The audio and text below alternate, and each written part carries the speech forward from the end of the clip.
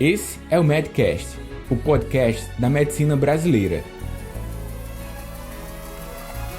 Produzido pelos médicos Daniel Coriolano e Roberto Maranhão, o Bob. Por Núcleo MD Educação Médica. Para você ter acesso direto a nós, siga @Daniel Coriolano e @Núcleo MD no Instagram. O dinheiro como um pecado para o médico. Talvez no seu primeiro dia de aula, você até tinha a intenção de dizer que fez medicina por alguma questão também econômica, por vislumbrar alguma possibilidade de rendimentos, mas o que predominava ali naquele sistema social, naquela mini comunidade na sala, era a aceitação de que você atribuísse apenas a questões humanitárias o exercício profissional. Então você só poderia dizer que fiz medicina para ajudar as outras pessoas. E parece haver, através do conhecimento tácito, aquele que não é expresso em palavras, mas está ali se espalhando dentro da sociedade, que medicina é um sacerdócio, que você não pode ser remunerado, mas há essa possibilidade de conexão. Desempenhar a medicina para ajudar a todos dentro da sociedade no que diz respeito a questões de saúde e ainda assim ser remunerado. Eu vou passar por alguns tópicos no nosso encontro de hoje, a fim de que você amplie sua visão sobre o tema, mas que você também tenha um espaço aberto para dizer a sua opinião acerca dos pontos que eu vou listar. Meu nome é Daniel Coriolano, eu sou médico, fiz residência em medicina de família, fiz mestrado também em educação e saúde, MBA em gestão. Sou diretor técnico médico de um centro de cuidado humano aqui na capital do Ceará, cidade de Fortaleza, tá? Então, o primeiro tópico que eu quero tratar com você é o papel do dinheiro no nosso sistema econômico. Então, nós estamos organizados hoje para que o dinheiro, seja os dígitos em nossas contas, no nosso cartão de crédito ou papel moeda, funcione como uma reserva de valor. Então, para que nós não tenhamos a necessidade de trocar coisas por outras coisas, arroz por feijão, carne por outra coisa, ou então algum serviço, então atendimento médico por uma casa, a gente tem a reserva de valor, que é então o dinheiro, é um acordo social que nós temos para reservar esse valor e não ter que ficar trocando bens e serviços, porque fica inviável, ainda mais hoje com a quantidade de bens e serviços disponíveis. Então, ao longo do tempo, fomos aprimorando essas trocas e aí a gente passou por vários itens que significaram reserva de valor, desde metais, moedas, papéis, aos meios digitais como temos hoje. E além de a gente ter esse sistema econômico organizado para essa reserva de valor, que é o dígito ou papel moeda, a gente tem uma reserva de valor futuro, que é o crédito. Então, pela possibilidade de você receber um salário no próximo mês, as instituições já antecipam crédito para você, então essa reserva de valor antecipada também é assim que o dinheiro deve ser enxergado na nossa sociedade, como uma reserva de valor, e isso é bem pragmático, Só que, de alguma forma, não é dessa maneira que está manifestado na nossa cabeça o recurso financeiro, o dinheiro. Parece algo até muitas vezes proibido. Existe um problema acerca disso e eu entendo no que diz respeito ao desenvolvimento econômico e à riqueza. O problema não é propriamente a parte técnica, ter o recurso financeiro. O problema, o que acontece, que deve ser combatido e a nossa sociedade deve evoluir para isso, e os dados mostram que isso está acontecendo, são as assimetrias. Então, a distribuição de riqueza com excesso de concentração, aí sim, esse é um problema. Então, uma divergência muito intensa salarial, de recursos ou de acesso a alimentação, moradia e saúde, isso sim é um problema social que nós devemos combater. Então, nós não devemos combater a intenção que as pessoas têm de serem bem remuneradas, de serem ricas em vários aspectos. Agora, as assimetrias quanto a isso, sim, a evolução econômica tende a reduzir isso. E se a gente for pensar um tempo atrás, o nível de pobreza do país era muito maior do que a gente tem hoje. Alguns países são exemplares no que diz respeito a menores assimetrias, outros países encontram-se em franca evolução quanto a isso. Junto ao desenvolvimento econômico, totalmente conectado, vem o desenvolvimento educacional, o desenvolvimento da produção, né, da sua capacidade de produzir, contribuir para o desenvolvimento econômico e, portanto, ser bem remunerado por isso e aumentar o nível de riqueza. Então, é uma engrenagem que está muito conectada. Educação, saúde, alimentação, evolução das pessoas do ponto de vista educacional, cognitivo, em vários aspectos. E aí todo mundo cresce junto a partir disso, tá? Então, aquela máxima que eu tenho citado algumas vezes lá no Instagram, @DanielCoriolano, ou mesmo quando eu autografo o meu livro, eu coloco: enriquecer é bom para toda a sociedade. Eu acredito nisso.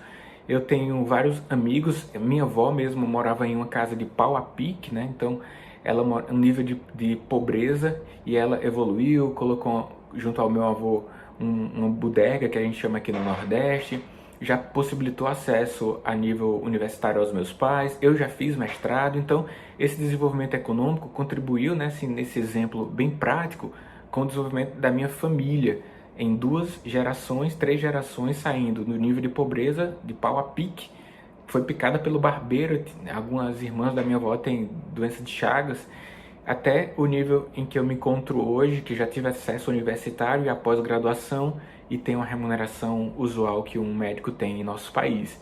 Então, bem diferente nos últimos anos, quando comparado a gerações passadas da minha família. Então, isso representa o desenvolvimento educacional. A minha entrega para a sociedade tem sido ao ponto de alguma forma, eu ser remunerado por essa entrega, pela minha contribuição social. E isso é extrapolado para o seu contexto, meu amigo, minha amiga médico ou médica. Para você que é estudante de medicina, você já deixa um passado de contribuição, mas você só receberá remuneração por isso quando tiver a formalização, a certificação de médico, o número de conselho. Então, enriquecer é bom para toda a sociedade e o enriquecimento vem com o desenvolvimento de vários aspectos, sobretudo educacional e dos sistemas de regulamentação econômicos, tá? Mas não estou falando de regulamentar, certificar de que as empresas estão proporcionando bons serviços para tudo, com a linha tênue entre intervenção política e regulamentação. Isso aí seria tema para outro momento. Um ponto a ser debatido aqui também, que você pode levar em consideração, é a medicina em seu papel histórico, tá? Então, como nós médicos exercemos um papel que influencia na saúde das pessoas, eu entendo de fato que as pessoas podem não conseguir bem concatenar prestação de serviço de saúde com resgate à saúde, né? E isso, no meio disso, uma remuneração. Então, quando você diz, preciso cobrar para exercer esse fator, se a pessoa não puder pagar, não envolve questões humanitárias quando você não consegue fazer essa conexão. Então, nós temos o Sistema Único de Saúde, que proporciona acesso à saúde às pessoas, em algumas condições, às vezes com certa restrição, mas, de fato, o papel do médico como agente de saúde das pessoas, ele é perfeitamente fácil entender que quando o médico não presta o serviço por falta de recurso financeiro, isso aí é uma condição não bem aceita pela sociedade e ninguém deve aceitar mesmo isso. Mas o sistema social deve se colocar de uma forma a que possa prestar os serviços, possa proporcionar a que as pessoas tenham seus rendimentos e que em um dado momento possa pagar pelos seus serviços de saúde, seja através dos impostos, né, como rede social, mesmo dentro do SUS você paga, né, através dos impostos, ou mesmo um pagamento direto, e no nosso caso, do Brasil, serviço privado, né, particular. Então, nós podemos continuar exercendo a medicina com esse foco na ascensão social do ponto de vista de saúde, mas se for no serviço público, receber a remuneração do sistema federal, municipal, estadual, e se for no serviço privado, receber a remuneração de uma forma bem tranquila, sem nenhum peso na consciência, pelo ato que você exerceu no que diz respeito à saúde. Deixar pessoas de fora a acesso a serviço de saúde deve ser condenado pela sociedade, mas também o médico não deve ser condenado quando busca por ter também honorários no desempenho da sua profissão. E, aliás, esse é o termo mais adequado, honorários, né? Que historicamente tem sido utilizado e tem relação com honra. Então, a honra de exercer a profissão como médico e também ser remunerado para que nós possamos suprir as nossas necessidades sociais de compra de alimentação, moradia e todos os itens que estão como ofertas no nosso sistema econômico. Então, pode, ao mesmo tempo, exercer a medicina com esse foco no auxílio das pessoas e também a busca por uma boa remuneração. A evolução da riqueza vai contribuir para todo o seu meio, para o meu meio, para os meus familiares, para o que eu vou comprar com o recurso que eu recebo ao desempenhar a profissão médica, né? Esse conhecimento médico não formalmente expresso, né? Que é o conhecimento social não formalmente expresso, que é o conhecimento tácito, ele limita essa percepção, mas eu te proponho que amplie a percepção, que de forma tranquila você pode receber os honorários, e aí o que acontece hoje é uma terceirização do recebimento dos honorários. Seja no serviço privado, você não costuma tratar com o seu paciente quanto é o atendimento, normalmente você coloca para sua secretária, ou no serviço público você não trata disso, né? Você recebe um salário fixo do empregador público, municipal, estadual ou federal. E gera desconforto quando você trata direto com o paciente. Então isso é uma limitação mental que nós temos, e isso é uma estrutura formada. Então eu não tivemos orientações acerca de honorários médicos, cobrança e o que é ético, o que não é, para expor o nosso serviço na sociedade do ponto de vista da publicidade médica, e nem sequer alguma formação do ponto de vista da gestão dos recursos financeiros. E aí a gente fica com aquele conhecimento lá do subconsciente, em que não pode associar recurso financeiro a serviços de saúde, mas o que te proponho é que sim, podemos ter essa associação, desempenhar a medicina com ética, com visão de auxílio ao próximo. O conhecimento essa limitação mental de associar, na minha visão, deve ser quebrada. E essa visão de médico como sacerdote, né? Então, sacerdote é aquele que dirige algum ritual pré-definido, sobretudo ritual religioso, né? Hoje nós estamos baseados muito em ciência, na medicina. A ciência, para que ela se desenvolva, ela tem também investimento do serviço do setor público, do setor privado. É preciso que os honorários também cheguem até os médicos para a engrenagem continuar rodando. Um terceiro ponto importante para ser tratado aqui é a ascensão das empresas de saúde na Bolsa de Valores. Eu peguei alguns dados. Nos últimos 10 anos, o peso das empresas de saúde na Bolsa de Valor brasileira saiu de 1%, então o peso total da Bolsa em termos financeiros era 1%, e nos últimos 10 anos cresceu para 5,28%. Isso quer dizer que as empresas de saúde na Bolsa eram 25 bilhões, 25,7 bilhões, e hoje, dados da consultoria Com Dinheiro, 147 bilhões. Então, como é que a gente tem, nos últimos 10 anos, uma ascensão desse porte das empresas de saúde? E entre nós, médicos, nós temos uma comunicação que aponta uma desvalorização médica, sendo que nós somos o principal ponto dessa engrenagem, haja vista que nós somos as pessoas que mais diagnosticam, que mais prescrevem os tratamentos, sejam eles farmacológicos ou não. Então, nós que motivamos essa engrenagem com peso extremo. Outros profissionais também diagnosticam e tratam, né, nas suas peculiaridades, fono, fisioterapia, e nós médicos, na nossa peculiaridade, no que diz respeito ao nosso ato como médicos. E então tem um peso forte nessa engrenagem, motivando essa indústria de saúde a crescer enormemente nos últimos anos, e essa percepção nossa como desvalorização médica. Então, existe uma assimetria aí? Sim, existe bastante. Alguns fatores contribuem para a ascensão dos serviços de saúde, né? O envelhecimento da população, a economia se desenvolve mais formalizada, mais empregos, e a gente tem no Brasil hoje uma população que tem plano de saúde de aproximadamente 4,2%, dado de dezembro de 2019, o último que eu achei. E a gente tem algumas empresas que se destacam. Peguei aqui a Notre Dame Intermédica, a Apvida, Qualicorp, Hiperfarma. Essas empresas como grandes exemplos de acessão dos serviços de saúde. E aí vale a pena essa reflexão de que tem gente faturando alto com isso, né? E aí nós negligenciamos a possibilidade de lutar por honorários e valorização médica. O trabalho médico remunerado como pecado, esse pecado, então entenda a etimologia aí da palavra, como uma violação de um preceito religioso, né, que é o pecado, então não é ou não deveria ser entendido como uma violação a um preceito econômico e social você ser remunerado durante o exercício profissional. Então não é nenhuma violação, foi um acordo que nós fizemos como sociedade para o desenvolvimento econômico, ter o recurso financeiro como reserva de valor, e você que produz um bem ou um serviço, no caso o serviço médico, não viola nada ao requisitar um pagamento por aquilo, tá bom? Não desconecte esse ponto de que está violando alguma coisa.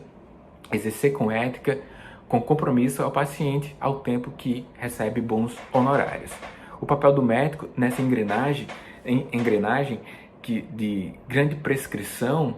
Então, imagina quanto que você motiva em um turno de atendimento ao solicitar alguns exames complementares e ao prescrever alguns fármacos. O fato é que a tecnologia, ela avança em termos de valorização na percepção da sociedade de uma forma muito mais ágil do que os recursos humanos, que são os médicos. Então, pagar por um exame complementar 500, R$1.000, parece que exerce menos, entre aspas, dor do que pagar pelo atendimento médico, que você vai exigir ali dos recursos cognitivos do médico, esses não declarados ali em cima da consulta, não é uma coisa, e aí parece muito mais justo pagar por uma coisa, que é um exame complementar, do que uma capacidade cognitiva de realizar um diagnóstico, de prescrever a melhor conduta, seja ela tratamento farmacológico ou não. Então existe essa percepção de que coisas valem mais do que pessoas na nossa sociedade. A gente precisa quebrar isso também. E a gente tem um papel também que assumimos a passividade na cobrança, né? E a gente aceita os termos, nós não analisamos contratos da forma como podemos, e ainda que analisássemos, a gente tem uma oferta de médicos em ascensão, e aí a gente não aceita, o outro colega aceita. É preciso que, de forma com certa unificação, todos lutem para a valorização médica. O avanço da pejotização, né, o exercício da medicina por pessoa jurídica, é um exemplo claro de que o nosso poder de negociação tem sido reduzido ao longo dos anos. E aí a gente acaba terceirizando o agente de cobrança para a secretária, para os entes públicos, tá? E existe, como segmento final aqui do nosso encontro de hoje, uma necessidade de a gente assumir um papel na nossa valorização médica. Os sindicatos, a depender da sua região, ele exerce um papel maior ou menor na busca pela valorização médica. Na iniciativa privada, você consegue ter um maior resultado um pouco mais rápido quanto a isso, né? Você regula o seu preço de consulta, atua para oferecer a melhor experiência para o paciente, e aí o paciente escolhe você, se você supre as necessidades deles, ele verifica que você supre isso.